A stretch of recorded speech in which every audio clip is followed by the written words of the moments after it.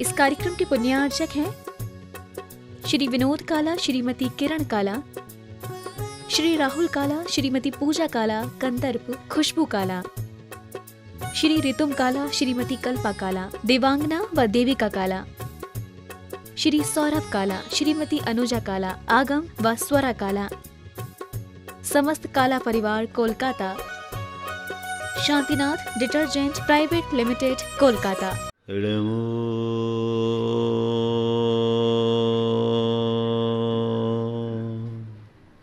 अरिहन्ताणं नमो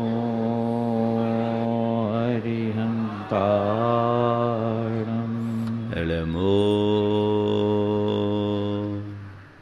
सिद्धाणं नमो सिद्धाणं नमो आयर्याणं नमो आयर्याणं नमो वज्रायाणं नमो वज्रायाणं नमो लोये सवशाहुनं नमो लोये सवसाहुनं एषो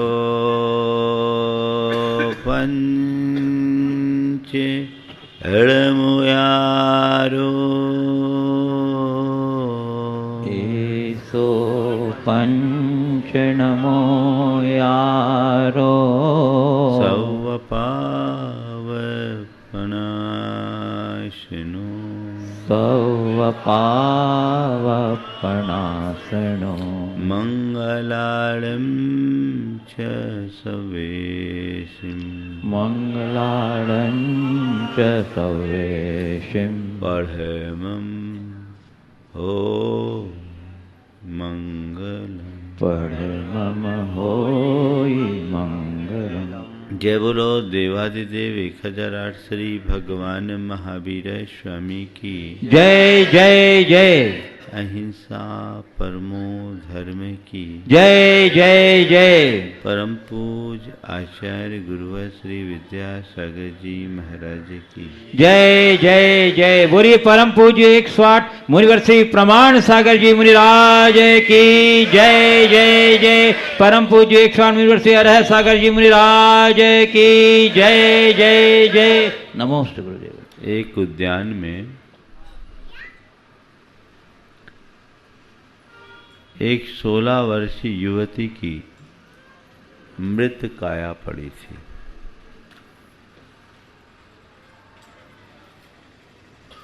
उसे देखकर एक युवक के मन में आया, हाय ये असमय में चली गई, काश ये मुझे मिल जाती तो इसके माध्यम से मैं जीवन भर सुख भोगता। एक वेश्या की दृष्टि उस पर पड़ी। उसने सोचा, हाय ये यदि मुझे मिल गई होती तो मेरे कोठे में बड़े बड़े सेठियों भी लाइन लगाते, मैं अपार पैसा कमाती।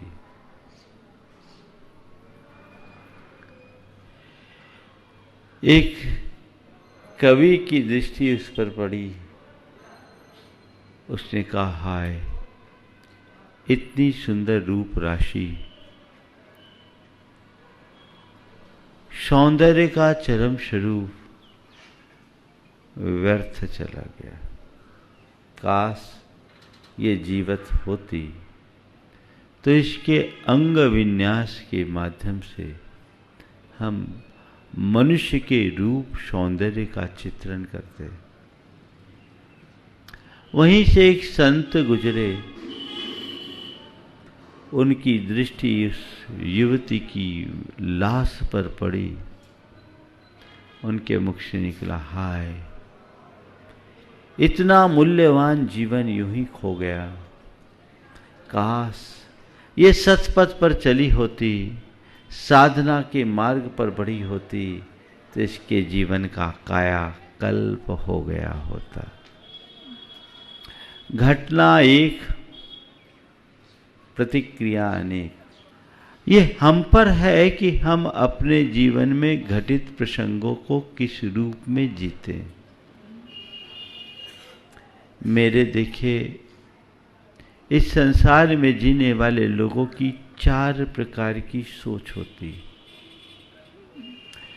और जैसी सोच वैसा जीवन।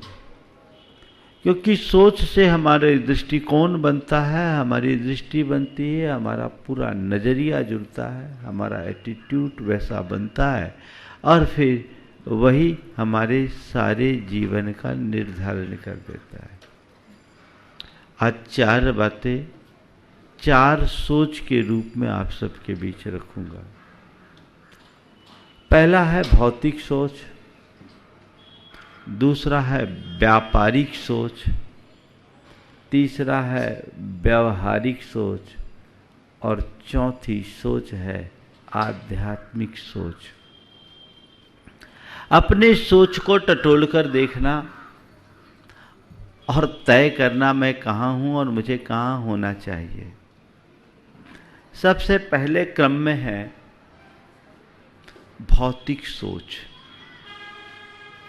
संसार में ज़्यादातर लोग इसी सुख से ग्रसित लोग, इसी सोच से ग्रसित लोग हैं। जिस व्यक्ति की सोच भौतिक होती है वह केवल अपने सुख भोग की बात सोचता है। उस युवक की वही सोच थी, उसे युवती की मृतकाया में और कुछ नहीं दिखा। वो युवती उसे केवल सुख भोग का साधन दिखी। ऐसे लोगों की एक ही सोच होती है, वह है मौज, मजा और मस्ती। इसके अलावा और कुछ नहीं। दुनिया में आज ऐसे लोगों का बाहुल्य देखने में आ रहा है। उनको अपने से मतलब है, औरों से कोई मतलब नहीं। मेरा सुख मुझे मिलना चाहिए, चाहे उसके लिए मुझे कुछ भी करना पड़े। संत कहते हैं ये बड़ी उथली सोच है। ऐसी सोच में जीने वाला मनुष्य केवल मृग मरीचिका में भटक करके रह जाता है, क्योंकि वह केवल पदार्थ के माध्यम से सुख पाने की चाह रखता है, परंतु पदार्थ से न तो कभी किसी को सुख मिला है न मिल सकता है। जैसे रेत को कितना भी पेलो, रेत से तेल नहीं निकलता, वैसे ही पदार्थों से सुख की प्राप्ति न तो आज तक कभी हुई है न होगी। पर जो इस रहस्य से अनभिज्ञ है, उनको तो एक ही चीज दिखती है कि मेरे पास जितने अधिक भौतिक संसाधन होंगे, पदार्थों का अंबार लगेगा और मैं उससे उतना अधिक सुख भोग सकूंगा।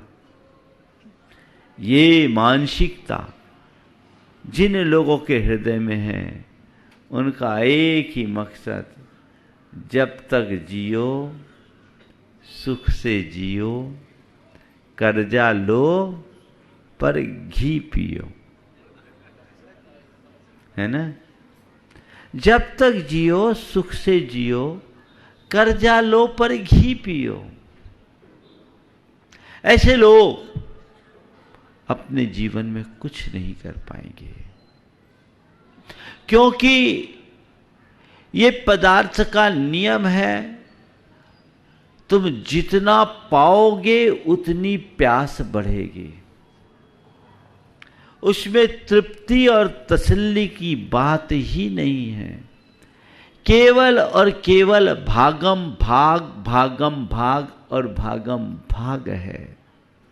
आपाधापी है, अपने अतीत के अनुभवों को पलट करके देख लेना।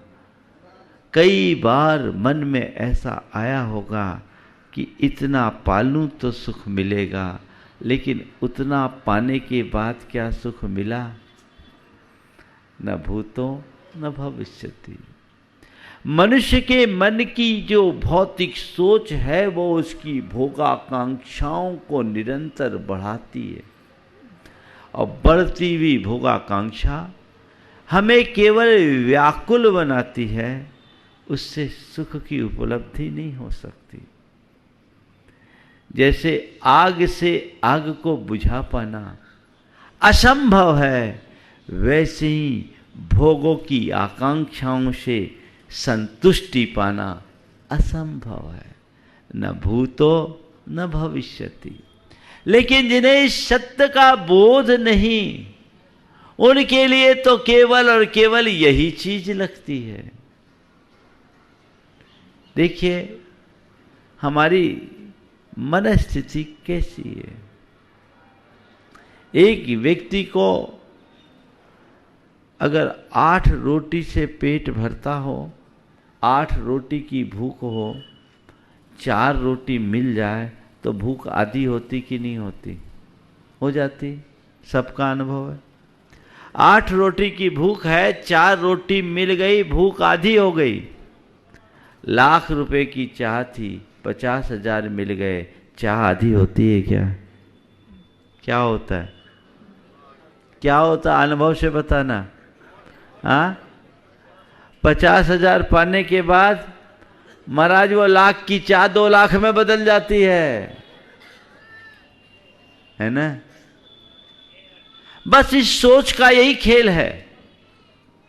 जितने अधिक संसाधन पाते हो उतना ही मन और अधिक व्याकुल होता है।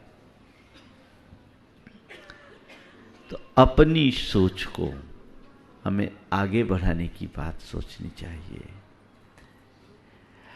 अपने हित को साधना बुरी चीज नहीं है, लेकिन केवल भोगाकांक्षाओं में ही लिप्त रहना अच्छी बात नहीं है। ये तो प्यास को बढ़ाने वाली बात है। मान लीजिए कोई व्यक्ति बहुत भूखा हो,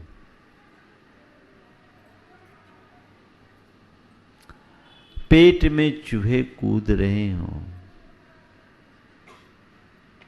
और संयोगतः उसे किसी ने अपने यहाँ आमंत्रित किया, भोजन का निवेदन किया, और भोजन के क्रम में भी उसने मिठाई से शुरुआत की, और मिठाई में भी रसगुल्ला। रसगुल्ला खाने से सुख मिलेगा कि नहीं? बोलो बोलो, मिलेगा ना? अब वो आया, उसने रसगुल्ला पर वो टूट पड़ा, पहला खाया, दूसरा खाया, तीसरा खाया। अब बोलो, रसगुल्ला खाने से सुख मिला ना? तो जितना रसगुल्ला खाएगा उतना उसे सुख मिलना चाहिए। क्या होता है? अपने अनुभव से बताना। 2, 4, 10, कोई ज़्यादा बड़ा पेटू होगा तो 20, उससे ज़्यादा क्या होता है? ज्यों-ज्यों आप खाने का क्रम बढ़ाते हैं, त्यों-त्यों उस रसगुल्ले से मिलने वाले सुख की अनुभूति में कमी हो जाती होती है। शुरुआत में भोजन में जैसी रुचि होती है, जैसे जैसे पेट भरता है वो रुचि बढ़ती है या घटती है? घटती है ना? तो मैं पूछना चाहता हूँ, तुम्हें भोजन से सुख मिला या भूख की व्याकुलता मिटने से सुख मिला? हाँ, व्याकुलता मिटने से ना। तो भोजन से व्याकुलता मिटी कितनी देर के लिए? घंटे भर बाद फिर आ जाएगा वही काम। बस पदार्थ की यही सीमा है। भौतिक चीजों के माध्यम से मनुष्य कुछ पल के लिए अपने मन को संतुष्ट भले कर ले, पर तृप्त नहीं कर सकता। भौतिक चीजों के माध्यम से सुख की कामना करना खाज खुजा करके अपनी खुजाल मिटाने की असफल चेष्टा करना है। तो खाज को खुजाना अच्छा है या खाज पर मरहम लगाना अच्छा है? हाँ, है ना? संत कहते हैं यदि तुम्हारी सोच भौतिक होगी तो तुम केवल खाज खुजाने में ही मगन होगे। अगर तुम्हारी सोच आध्यात्मिक होगी तो तुम उस पर ज्ञान का मरहम लगाकर स्थायी रूप से संतुष्ट होगे। तुम्हें तय करना है कि तुम्हें किस दिशा में चलना है। तो पहली सोच भौतिक सोच, ये बड़ी उथली सोच है। रावण की भौतिक सोच थी और रामचंद्र जी की आध्यात्मिक सोच थी। अंतर था। आज रावण पूरी मानव जाति के लिए कलंक बन गया और श्री राम मानवता के आदर्श बन गए। ध्यान रखने की बात केवल इतनी सी है, जन्म से न कोई महान होता है न ही कोई नीच। मनुष्य की सोच ही उसे महान बनाती है और मनुष्य की सोच ही उसका पतन कराती है। तुम्हारी जैसी सोच होगी समग्र जीवन वैसा बनेगा। तो पहला क्रम भौतिक सोच का। दूसरा क्रम है व्यापारिक सोच। व्यापारिक सोच वाले लोग थोड़े और एक कदम आगे होते हैं। कुछ लोगों की सोच बड़ी कैलकुलेटिव होती है। वो हर बात में जोड़ घटाव लगा कर देखते हैं। किसी से रिलेशन भी हो ना तो रिटर्न में क्या आएगा वो देखेंगे, है ना? हम किसी के साथ कुछ भी करें तो उसके बदले में मुझे क्या मिलने वाला है। ऐसे लोग केवल नफा और नुकसान देखते हैं। दुकान में बैठ करके व्यापारिक सोच रखो तो कोई बुराई नहीं, क्योंकि व्यापार तो व्यापारिक सोच के साथ ही की जाती। लेकिन ऐसी ही सोच घर परिवार और अपने संपर्कियों के मध्य आ जाए तो जिंदगी बाजारू बन जाती। घर परिवार में जिनकी केवल व्यापारिक सोच हो उनकी स्थिति बड़ी खराब होती। पश्चिम में ये सोच ज्यादा है। कहते हैं कि अगर बेटा भी घर का कुछ काम कर ले थोड़ी देर के लिए तो बदले में पैसे चाहिए, है ना? अब वही चीज, वो बीमारी भारत में भी बहुत तेजी से बढ़ने लगी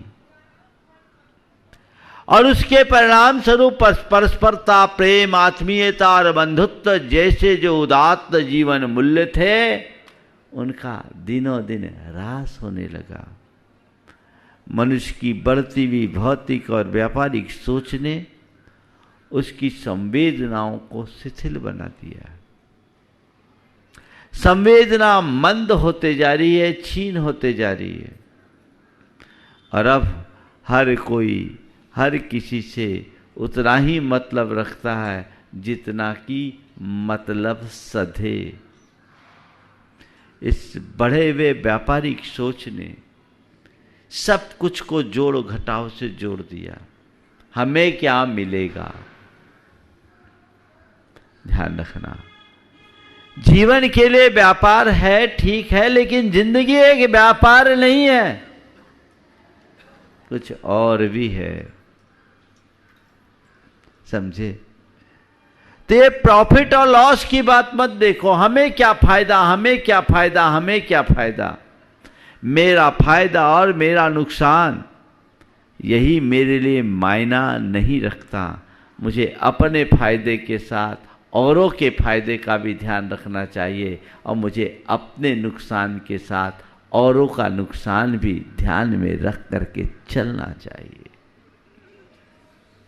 आज ऐसी सोच बहुत तेजी से बढ़ रही है और उसके परिणाम स्वरूप अब अपने माँ बाप के साथ भी लोगों का संबंध पूरी तरह ऐसा होने लगा।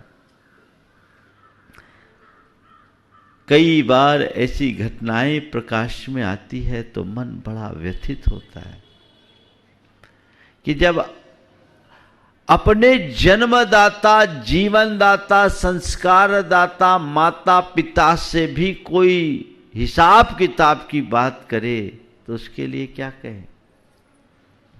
हाँ?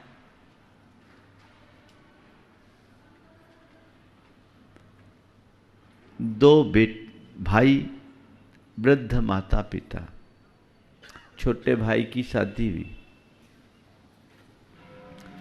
शादी के कुछ दिन बाद बड़े भाई ने छोटे को बुलाया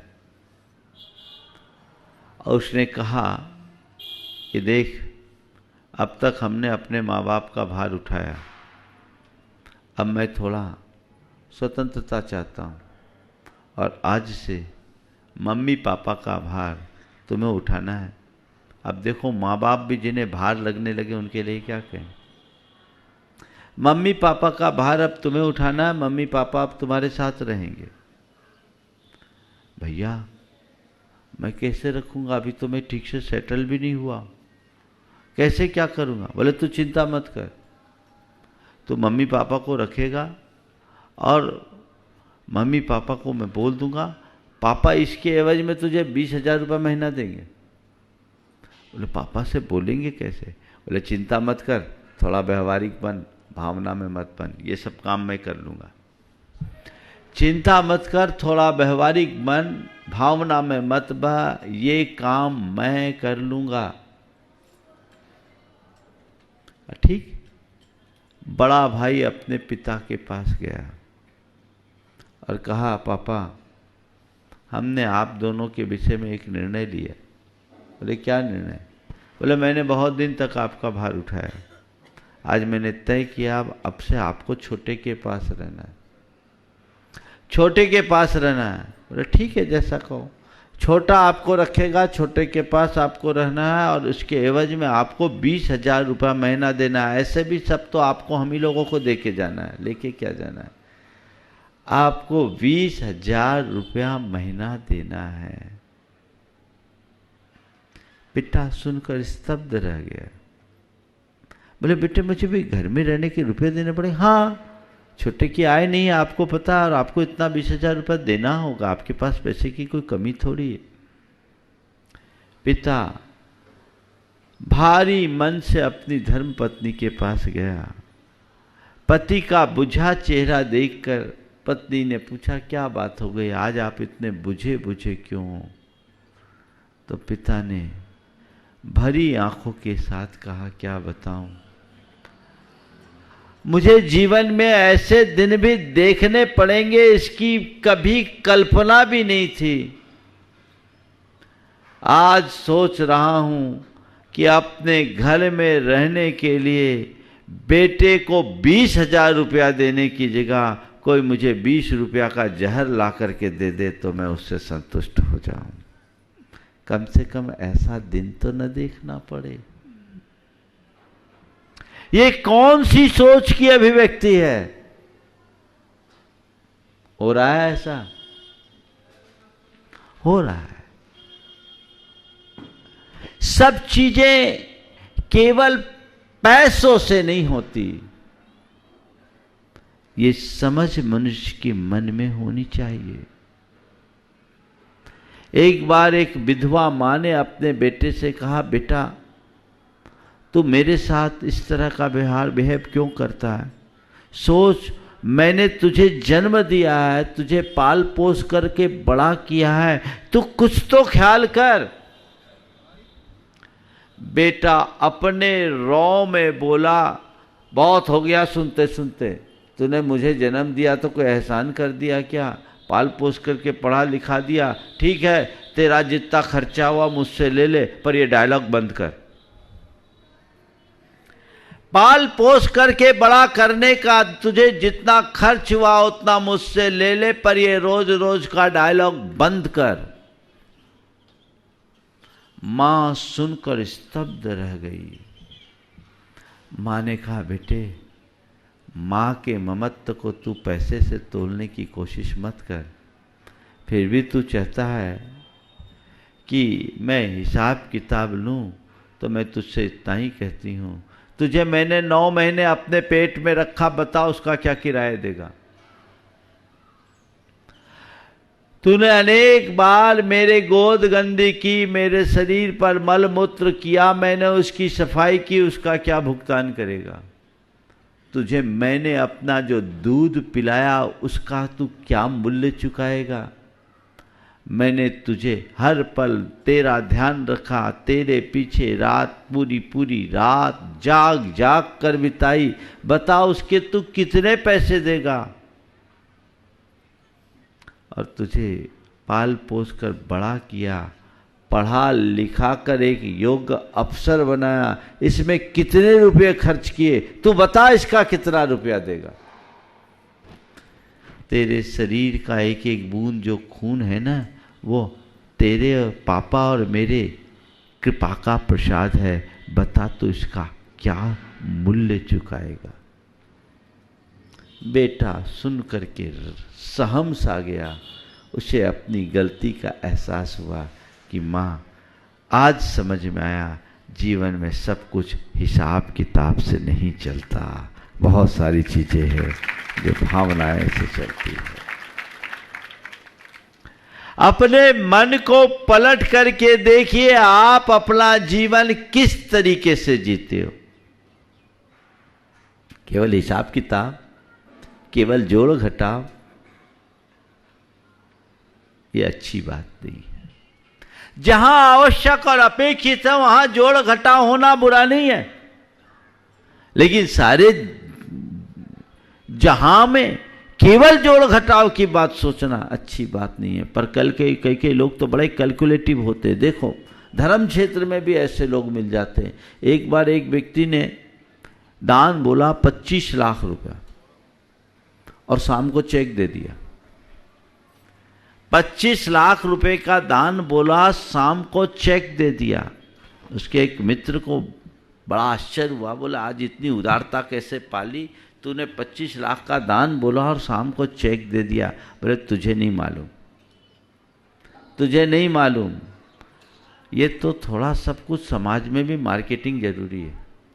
तो क्या है? बोला मेरा कैलकुलेशन अलग है।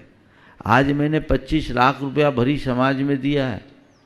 वो दोस्त था तो उसको अपने अंतरंग की बात उसने कह दी कि 25 लाख रुपया पूरी समाज में दिया है और चेक दिया है, पूरी समाज में मैसेज जाएगा, मेरी पोजीशन बहुत साउंड है, स्ट्रांग है। अब मैं बाजार से कभी भी किसी से कितने ही रुपया चाहूँगा मुझे मिल जाएगा, और मेरे बच्चे बड़े हो गए, उनके संबंध के लिए मेरे घर अपने आप ऑफर आएंगे, कुछ सोचने की ज़रूरत नहीं। तालियां बजा रहे हो, सिर फोड़ने की बात है ये, तालियां क्यों बजा रहे हो? ऐसी सोच, दिस इज कैलकुलेटिव थिंकिंग। व्यापारिक सोच, कर रहा है दान पर उसमें भी हिसाब किताब होता है। तुम लोग देखो कहां भटकते हो। दान बोल रहे और कम भीड़ में तो मजा नहीं है, थोड़ी भीड़ में हो तो ज्यादा अच्छा है। रिटर्न मिलना चाहिए, नहीं। अब और किसी रिटर्न की बात नहीं, केवल अपनी थिंकिंग को टर्न करना है, बदलाव लाना चाहिए, तो जीवन धन्य होगा। सोच को बदलिए। तीसरी सोच है व्यावहारिक सोच, जिसका हमें ध्यान रखना चाहिए। कोई भी कार्य करते समय उसका परिणाम क्या है, इसका विचार व्यवहारिक सोच है। किसी को बुरा ना लगे, किसी को तकलीफ ना पहुंचे, किसी को कष्ट ना हो, ये सोच व्यवहारिक सोच है। व्यवहारिक सोच से ग्रसित मनुष्य हमेशा इस कोशिश में रहता है कि मैं सबके सामने अच्छा दिखूं, मेरे संबंध सबसे अच्छे बने रहे, मैं किसी के सामने बुरा ना बनूं, है ना। मतलब अपनी छवि को सुंदर बनाए रखने की सोच व्यवहारिक सोच है।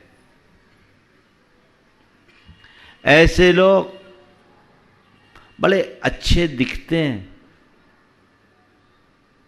हर कोई ऐसे लोगों से प्रभावित भी हो जाते हैं, क्योंकि व्यवहारिक सोच वाले लोग बड़ी कुशलतापूर्ण तरीके से जीते हैं और बड़ा कुशल व्यवहार करते हैं।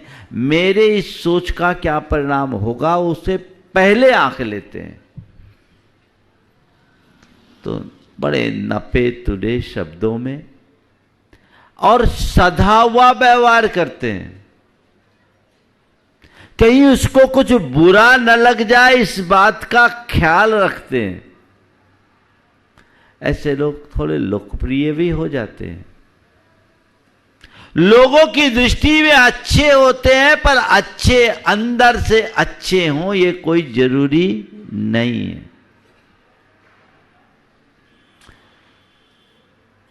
मेरी छवि अच्छी हो ये व्यवहारिक सोच है, और मैं अच्छा बनूं ये आध्यात्मिक सोच है।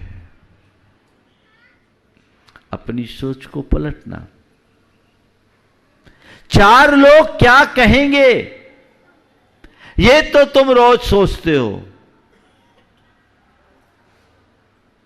पर मेरी अंतरात्मा मुझे क्या कहती है ये क्यों नहीं सोचते। व्यवहारिक सोच यानी मेरी फोटो अच्छी हो, और आध्यात्मिक सोच यानी मेरा एक्सरे ठीक हो। समझ गए। मेरी फोटो अच्छी हो ये सोच तो तुम हर पल रखते हो, एक्सरे व्यवहार अच्छा होना चाहिए। लेकिन एक आध्यात्मिक व्यक्ति के व्यवहार में और एक आध्यात्मिकता से शून्य व्यक्ति के व्यवहार में बड़ा अंतर है। आध्यात्मिक व्यक्ति निस्वार्थ भाव से उदारता पूर्वक अपना व्यवहार करता है, और आध्यात्मिकता से शून्य व्यवहारिक व्यक्ति का व्यवहार केवल उसके मतलब से जुड़ा हुआ होता है। मतलब मैं बुरा ना बनूं, मुझसे कुछ बुरा ना हो, चाहे सामने वाला कितना भी बुरा क्यों ना कर दे, उसका परिणाम कितना भी बुरा क्यों ना हो। बड़ा अंतर होता है। 3 स्तर की बात है। एक है लाभ हानि, दूसरा अच्छा बुरा, तीसरा हित अहित।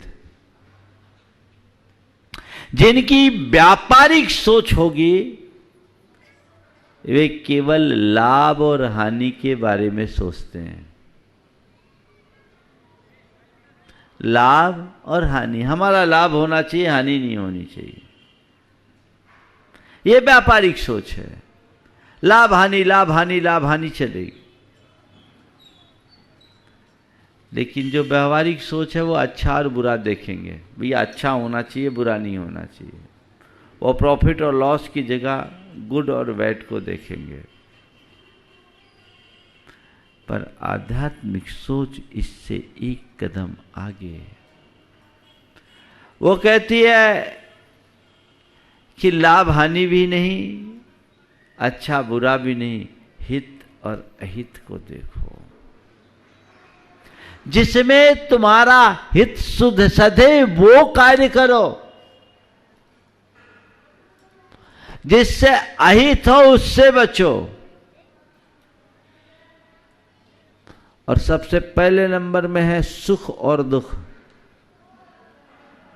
भौतिक सोच से ग्रसित व्यक्ति को अपना सुख चाहिए, चाहे किसी को दुख मिले या ना मिले। हमें दुख नहीं होना चाहिए, हमें सुख चाहिए। ये भौतिक सोच।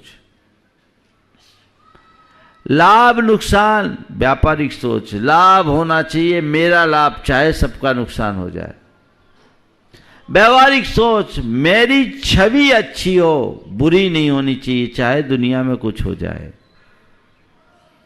बड़ा आध्यात्मिक सोच, चाहे मुझे कितना भी दुख हो, चाहे मुझे कितना भी नुकसान हो, चाहे मेरे साथ कितना भी बुरा क्यों ना हो, मेरी आत्मा का हित होना चाहिए, अहित नहीं। ये आध्यात्मिक सोच। अपने भीतर झांक कर स्वयं को टटोल कर देखिए, कौन सी सोच है। मान लूं यहां जितने बैठे हैं सब आध्यात्मिक सोच से भरे लोग हैं, मान लो। क्यों? तो क्या मानूं, बोलो क्या मानूं? नंबर 1 महाराज आप ही कहते सब में नंबर 1 होना चाहिए, तो इसमें भी नंबर 1 दे दे। हाँ, क्या है? सोच बदलिए। हमारा संपूर्ण जीवन हमारी सोच पर चलता है। अगर अपने जीवन की स्थायी उन्नति चाहते हो तो आध्यात्मिकता से जुड़ो। जीवन में स्थिरता होगी, शांति होगी, प्रसन्नता होगी और आनंद रहेगा। इसके अभाव में हर पल दुख, संताप, अवसाद और पीड़ा से ग्रसित रहोगे। ज्यादातर लोगों के साथ यही सब कुछ देखने में आ रहा है। सब कुछ होने के बाद भी लोग लाचार हैं, परेशान हैं। एक बदलाव घटित होना चाहिए। वैसी दृष्टि अपने अंतर मन में उद्घाटित करनी चाहिए। यदि ऐसा हो गया तो जीवन निहाल हो गया। बदलाव लाइए, आध्यात्मिकता को आत्मसात करके चलिए। जिन व्यक्ति के जीवन में अध्यात्म की प्रतिष्ठा हो जाती है, जिनकी सोच आध्यात्मिक होती है, वे अपने जीवन में बड़ी से बड़ी प्रतिकूलता को भी सहज रूप से सह लेते हैं और जीवन में बड़ा से बड़ा त्याग करने के लिए भी तत्पर होते हैं। वो सोच अपने अंदर घटित कीजिए। रामचंद्र जी की सोच आध्यात्मिक सोच थी। उनको वन में जाने में एक पल का संकोच नहीं हुआ। उसके लिए उन्हें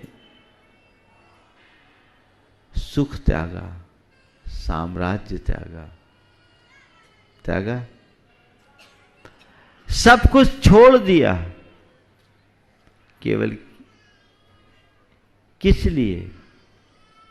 मुझे मेरी मर्यादा की रक्षा करनी है और मेरा वास्तविक उन्नयन राज्य के भोग में नहीं, त्याग में है। इस विश्वास से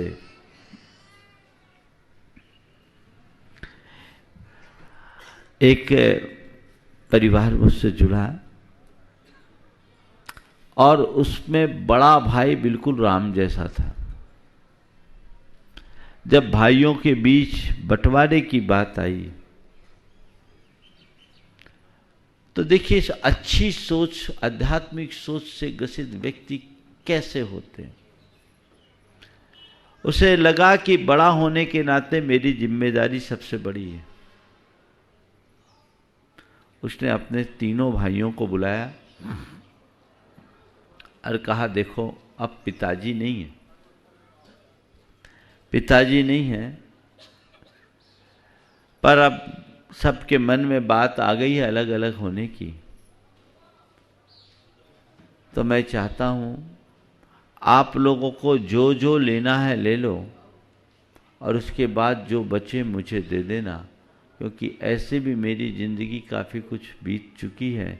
मैं 60 को छू चुका हूँ और मुझे अब अपने भविष्य की ज़्यादा चिंता नहीं। मैं एक ही भावना रखता हूँ कि अपन सब भाइयों के मध्य ऐसा ही प्रेम और प्रसन्नता बनी रहे। आप लोगों को जो लेना है सब ले लो। मेरे लिए एक बेटा है, वो पढ़ा लिखा है, कुछ न कुछ करके अपना जीवन निभा ही लेगा। ये बात बेटे ने सुनी, कहा पापा आप क्या कर रहे हैं,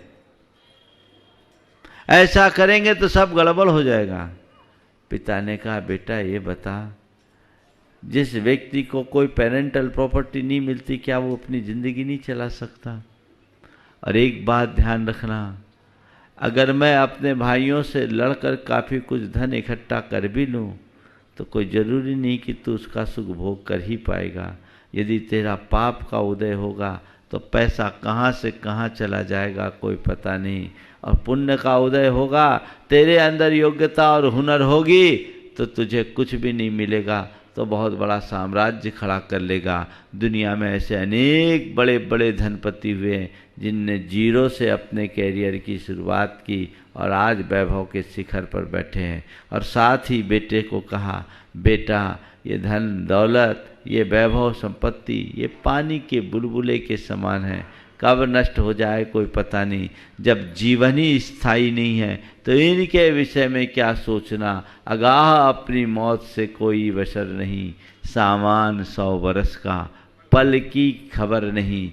तो बिल्कुल चिंता मत कर, भाइयों को जो चाहिए लेने दो, वो खुश रहेंगे, हम खुश रहेंगे। और इतना तो है कि कुछ भी नहीं है तो तू नौकरी करके अपनी ज़िंदगी चला सकता है, तुझे परवाह करने की ज़रूरत नहीं। अपने कर्म मोदे पर विश्वास रखना, अपने भाग्य पर विश्वास रखकर चलना। पिता की सीख का बेटे पर असर पड़ा। बेटे ने कहा ठीक किया पिताजी, मुझे गर्व है कि मैं आपका बेटा हूँ, आपने मुझे ऐसे संस्कार दिए। अब देखो इसका पॉजिटिव परिणाम। पिता बड़े भाई ने बोल दिया कि तुम लोगों को करना है। अब सबको लगे बड़े भैया तो बड़े भैया, पिताजी के बाद उनने हम लोगों को संभाला है। इस व्यापार में अगर सबसे बड़ी भूमिका है तो हमारे बड़े भाई की भूमिका है। इसलिए सबसे छोटे ने, क्या होती है सोच देखिए, जिस घर में एक अच्छी दृष्टि होती है, एक आध्यात्मिकता होती है, उसकी सोच क्या होती है।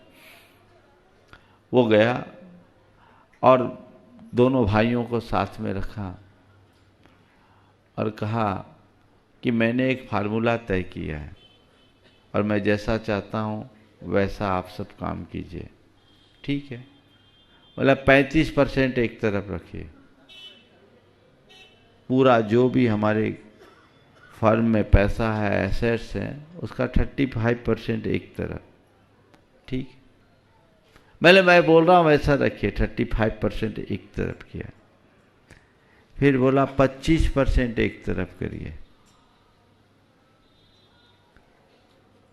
तो 25% भी एक तरफ कर दिया, तो 35 और 25 कितना हो गया? 60% हो गया। उसके बाद बोला कि फिर 25% एक तरफ कर दीजिए, वो भी हो गया। और बाद में बोला ये 15% एक तरफ करिए, कर दिया। अब क्या करना है? तो जो 35% का हिस्सा था उसने अपने बड़े भैया को दिया।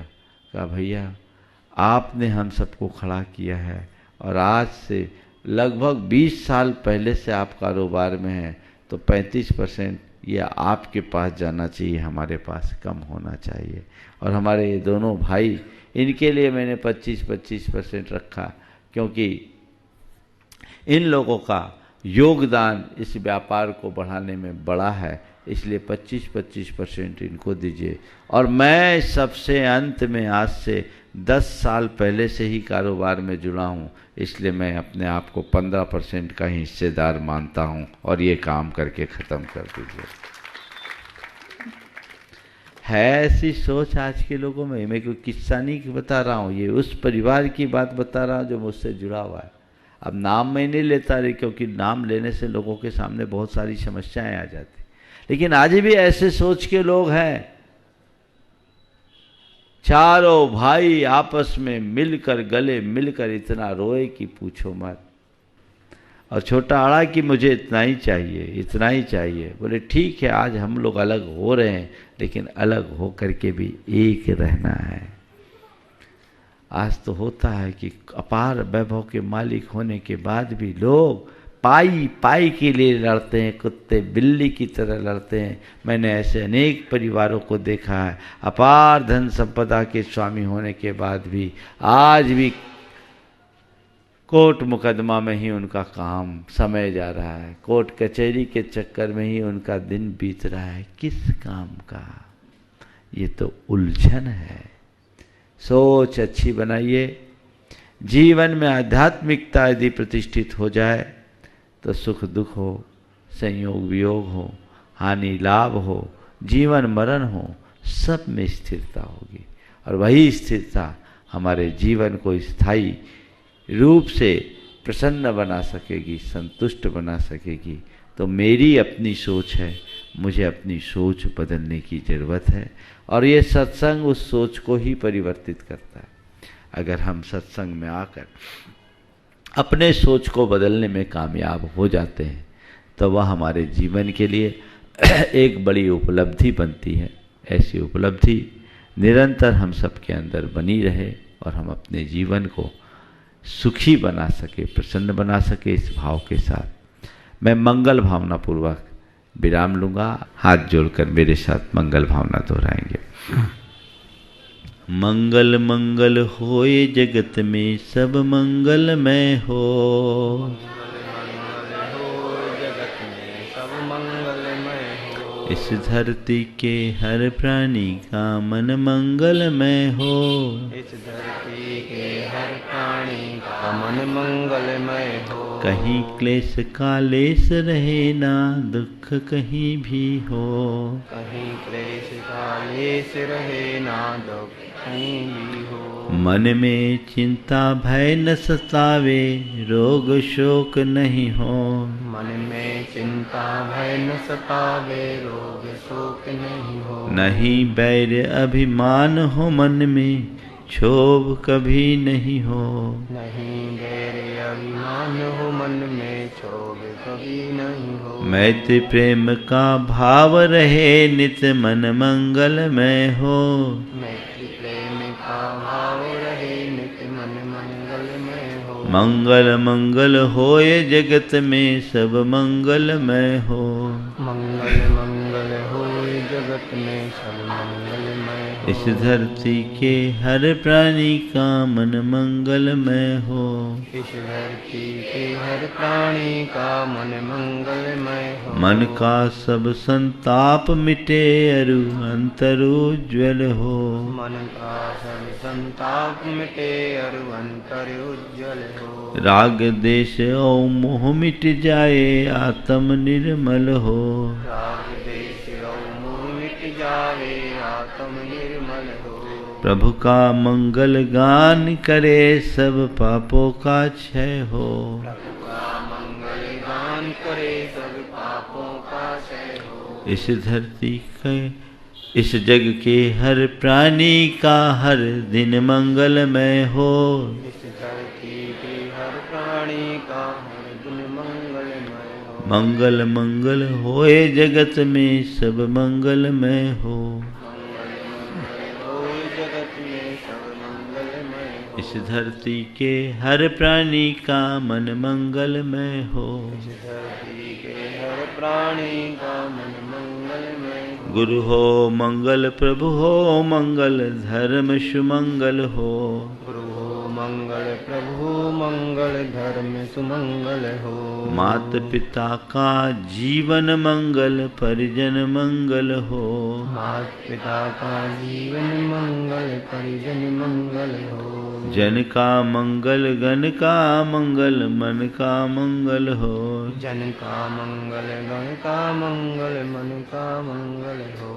राजा प्रजा सभी का मंगल धरा धर्ममय हो। राजा प्रजा सभी का मंगल धरा। मंगल मंगल होए जगत में सब मंगलमय हो। मंगल मंगल होए जगत में सब मंगलमय हो। इस धरती के हर प्राणी का मन मंगलमय हो। इस धरती के हर प्राणी का मन मंगलमय हो। मंगलमय हो प्रात हमारा रात सुमंगल हो। मंगलमय हो प्रात हमारा रात सुमंगल हो। जीवन के हर पल हर क्षण की बात सुमंगल हो। जीवन के हर पल हर क्षण की बात सुमंगल हो। घर घर में मंगल छा जावे जन जन मंगल हो। घर घर में मंगल छा जावे जन जन मंगल। इस धरती का कन कन पावन हो मंगलमय हो। इस धरती का कण कण पावन हो मंगलमय हो। मंगल मंगल होए जगत में सब मंगलमय हो। मंगल मंगल होए जगत में सब मंगलमय हो। इस धरती के हर प्राणी का मन मंगलमय हो। इस धरती के हर प्राणी का मन मंगलमय हो। सब जग में मंगल बढ़े।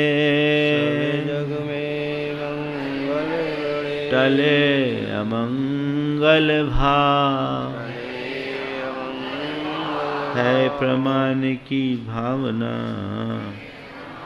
की भावना। सब में हो सद्भाव। सब में हो सद्भाव। जय बोलो परम पूज्य आचार्य गुरुवर श्री विद्यासागर जी महाराज। इस कार्यक्रम के पुण्यार्चक थे श्री विनोद काला, श्रीमती किरण काला, श्री राहुल काला, श्रीमती पूजा काला, कंदर्प खुशबू काला, श्री रितुम काला, श्रीमती कल्पा काला, देवांगना व देविका काला, श्री सौरभ काला, श्रीमती अनुजा काला, आगम व स्वरा काला, समस्त काला परिवार Kolkata, Shantinath detergent private limited Kolkata.